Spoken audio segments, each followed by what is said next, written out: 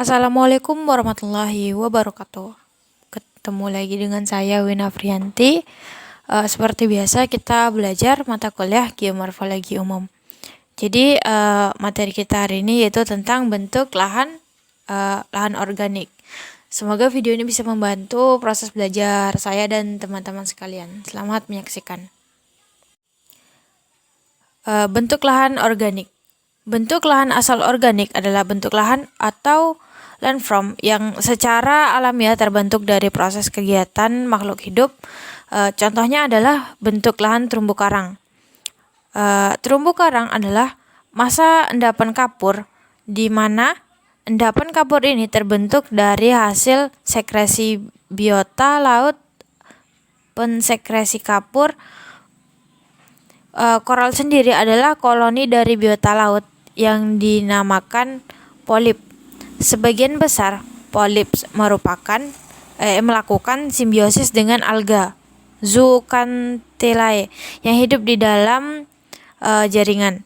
Dalam simbiosis, Zooxanthellae menghasilkan oksigen dan senyawa organik melalui fotosintesis yang akan dimanfaatkan oleh karang, sedangkan karang menghasilkan komponen inorganik berupa nitrat.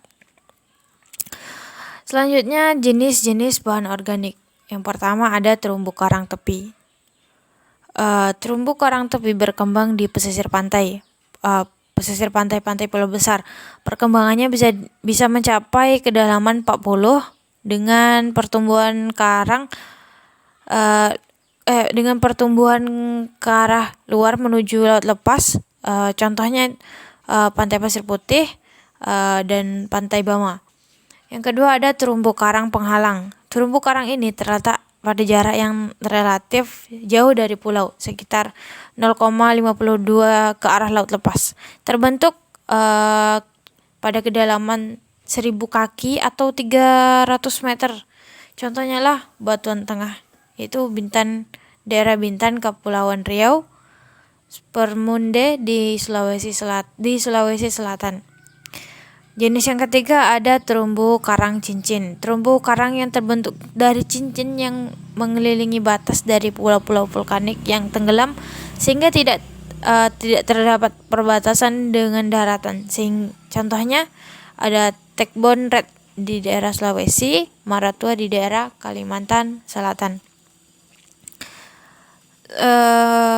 Materi selanjutnya tentang proses pembentukan bentuk lahan organik.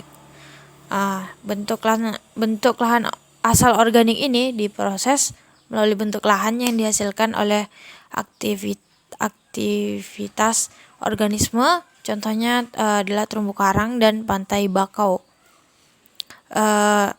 Kita mulai dari pantai bakau. Pantai bakau adalah atau disebut sehari-hari kita sebut dengan hutan mangrove. Itu adalah hutan yang tumbuh di air payau dan dipengaruhi oleh pasang surut air laut. Hutan ini tumbuh khususnya di tempat-tempat di mana terjadi pelumpuran dan akumulasi bahan organik, baik di teluk-teluk yang terlindung dari gempuran ombak maupun di sekitar muara sungai di mana air melambat dan mengendapkan lumpur dan yang di bawahnya dari hulu. Yang kedua itu terumbu karang. Nah, terumbu karang merupakan sebuah ekosistem perairan yang dihuni oleh berbagai organisme yang berasosiasi dengan karang dan memberi zat kapur. Terutama terumbu karang dibentuk oleh aktivitas hewan karang, yaitu simbiosis antara polip dengan alga Zooxanthellae serta organisme penghasil kapur lainnya. Next, materi selanjutnya atau pembahasan selanjutnya tentang dampak aktivitas manusia merusak terumbu karang dan pantai bakau pada bentuk lahan organik. Salah satu penyebab terjadinya kerusakan terumbu karang akibat aktivitas manusia ialah yang pertama, pencemaran dalam bentuk sedimentasi berupa limbah, lumpur ataupun pasir. Sedimentasi seperti kita ketahui merupakan proses masuknya partikel-partikel sedimen dalam suatu lingkungan perairan kemudian mengendap di dasarnya. Dampak yang kedua yaitu kerusakan ekosistem terumbu karang disebabkan oleh faktor alam dan juga faktor manusia. Kerusakan yang disebabkan faktor alam itu bisa berupa perubahan suhu air laut atau topan, perubahan iklim global, gempa bumi, letusan gunung berapi, pemangsa, dan juga bisa dari penyakit. Dampak dari kerusakan ekosistem terumbu karang yang disebabkan oleh manusia, oleh karang yang diakibatkan oleh faktor manusia.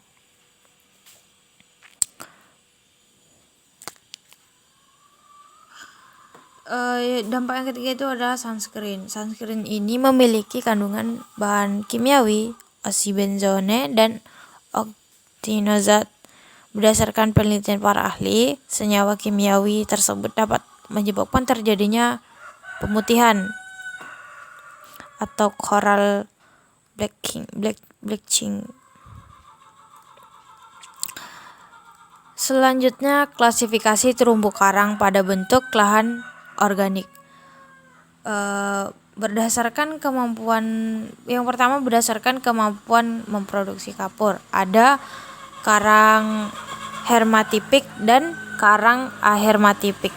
Karang hermatipik adalah karang yang dapat membentuk bangunan karang yang dikenal menghasilkan terumbu dan penyebarannya hanya ditemukan di daerah tropis. Sedangkan karang ahermatipik adalah karang tidak menghasilkan terumbu dan ini merupakan kelompok yang tersebar luas di seluruh dunia.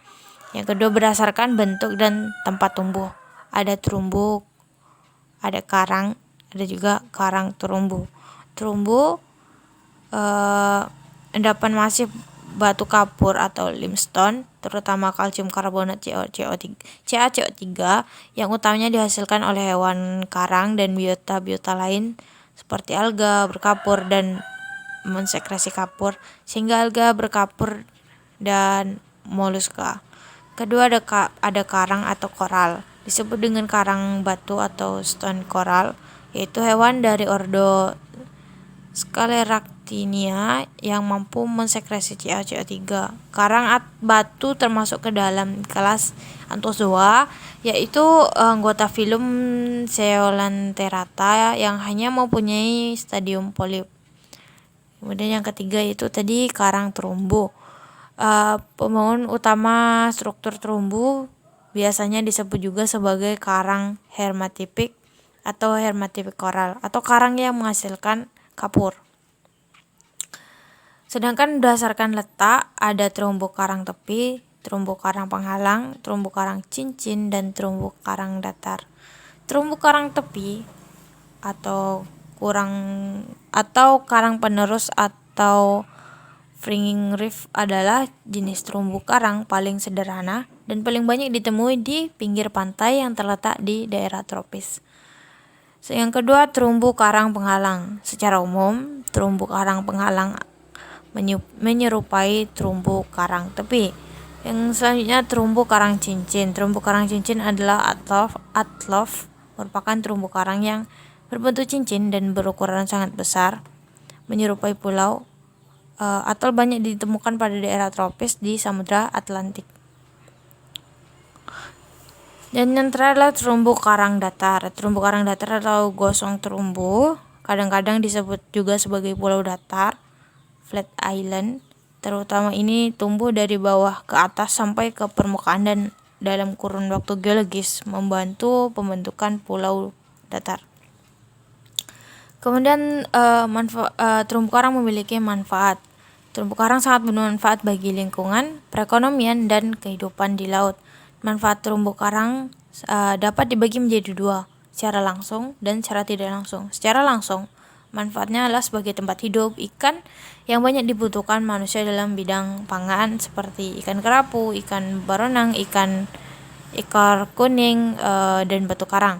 Sedangkan dari segi pariwisata, wisata bahari melihat keindahan bentuk dan warnanya.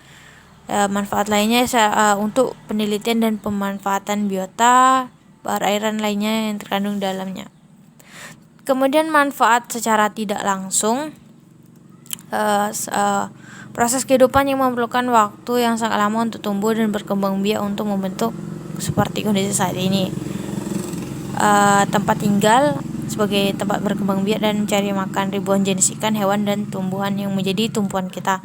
Dan Indonesia merupakan salah satu negara yang memiliki terumbu karang terluas di dunia dengan luas sekitar 600.000